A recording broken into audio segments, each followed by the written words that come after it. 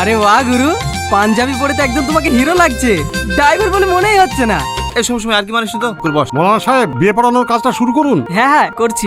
পণ্ডিতপুর নিবাসী মৃত জাহাঙ্গীর শেখের পুত্র টনি শেখ 10,001 টাকা দিনমোহরের পরিবর্তে তোমাকে বিয়ে করতে রাজি হয়েছে। তুমি কি রাজি আছো? বলো মা কবুল। বন্ধ করো এই বিয়ে, এই বিয়ে হবে না।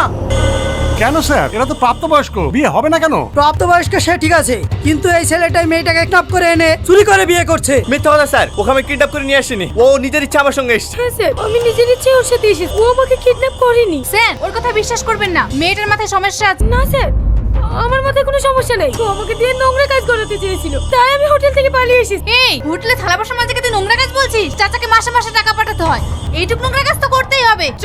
দেখো মাসি, মেয়েটাকে জোর করো না, ও কিন্তু নিজের ইচ্ছায় আমাদের সাথে এসেছে।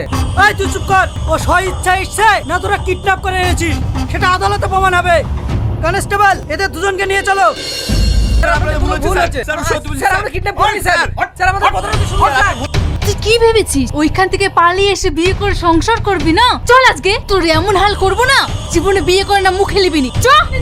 আমাকে ছেড়ে দাও।